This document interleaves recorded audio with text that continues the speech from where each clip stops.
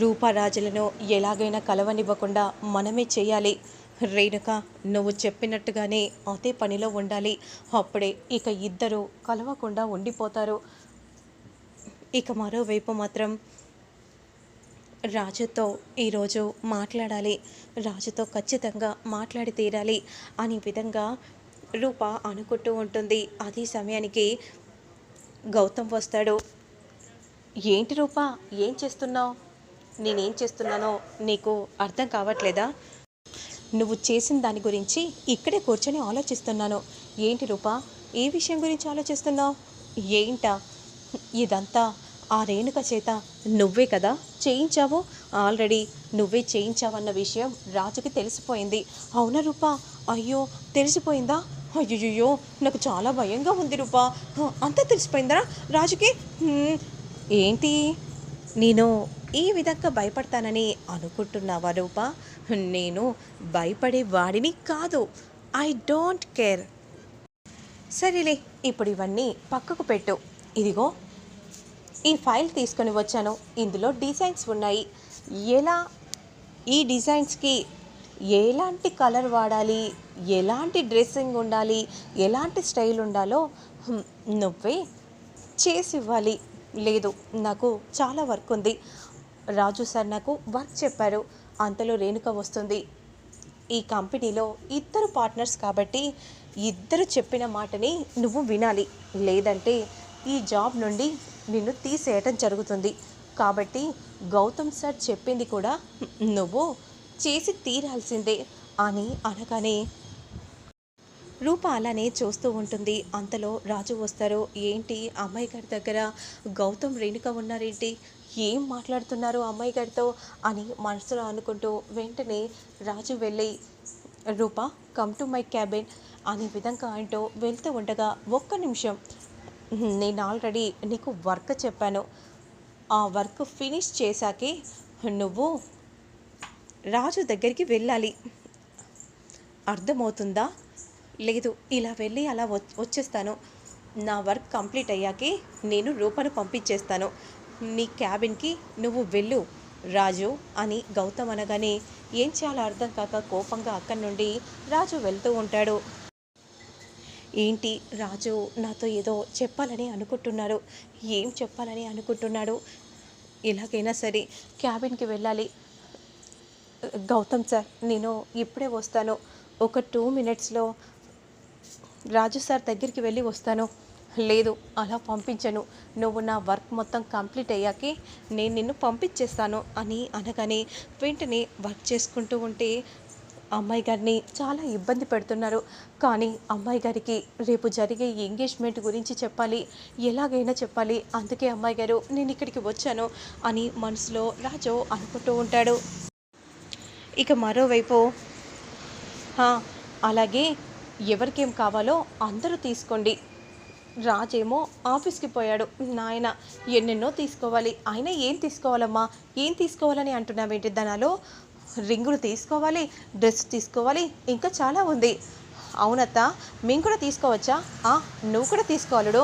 అలాగే మల్లేశల్లుడు, నువ్వు కూడా తీసుకో. సరే సరే.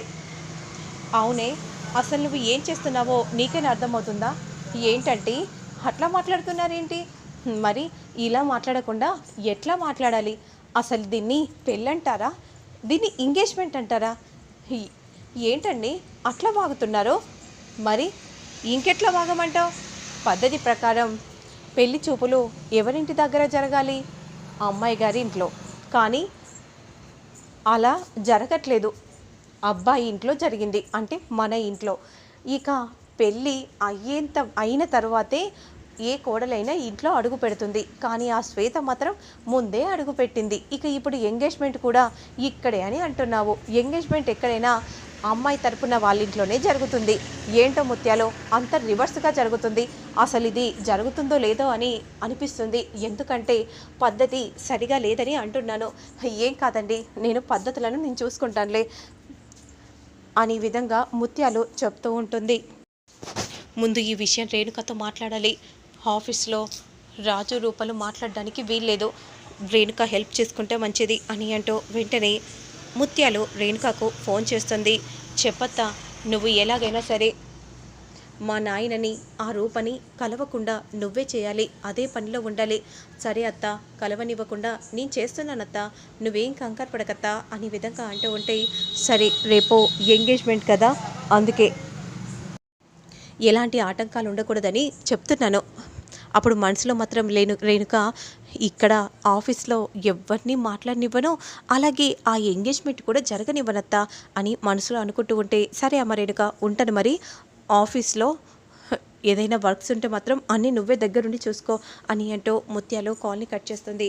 మరోవైపు అసలు ఈ ఎంగేజ్మెంట్ ఎలా జరుగుతుందో నేను కూడా చూస్తానత్తా, ఎందుకంటే నాకు రాజు అంటే పిచ్చి అనే విధంగా రేణుక అంటూ ఉంటే, మరోవైపు మాత్రం అప్పలనాయుడు, ఏంటో నాకు అర్థం కావట్లేదు.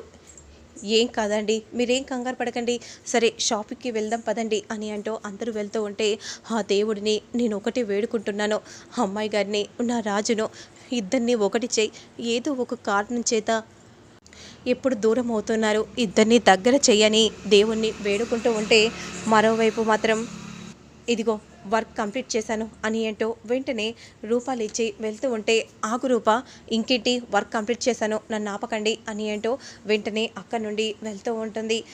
అప్పుడు వెంటనే రాజుతో రూప ఇలా అంటూ ఉంటుంది, అమ్మాయి గారు వచ్చేసారా, నేను మీతో ఒక ముఖ్యమైన విషయం చెప్పాలి. ఏంటి రాజు అంటే, శ్వేతతో రేపు రేపు అనే విధంగా అంటూ ఉండగా నిశ్చితార్థమని చెప్పబోతూ ఉంటే, అదే సమయానికి రేణుక గౌతమ్ ఇద్దరు వస్తారు.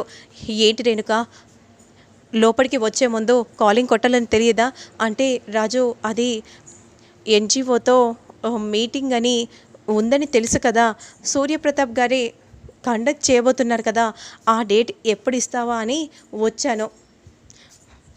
మీరు అమ్మాయి గారితో మాట్లాడనివ్వకుండా చేస్తున్నారని నాకు అర్థమవుతుంది రేణుక. ఇప్పుడు నిన్ను కోప్పడితే నువ్వు అమ్మకు ఫోన్ చేసి చెప్తావు, అందుకే ఏం చేయలేని దుస్థితిలో ఉన్నాను. సంతకం పెట్టిస్తే ఆ డేట్ ఫిక్స్ చేస్తే నేను అదే పనిలో ఉంటాను. సరే రేణుక అని అంటూ వెంటనే సంతకం పెట్టించేసి ఒక లెటర్ని తీసి వెంటనే ఆ ఫైల్లో పెడతాడు రాజు. ఆ ఫైల్ని ఇచ్చేసి, ఇదిగో రూప అని విధంగా అంటూ వెంటనే ఇక అక్కడి నుండి వెళ్తూ ఉంటుంది. గౌతమ్ మాత్రం అలానే చూస్తూ ఉంటాడు. మరోవైపు అలా రూప వెళ్తూ ఉండగా అందులో ఉన్న లెటర్ క్రింద పడిపోతుంది. అదే సమయానికి గౌతమ్ చూస్తాడు. గౌతమ్ వెంటనే ఆ లెటర్ని తీసి చూస్తాడు.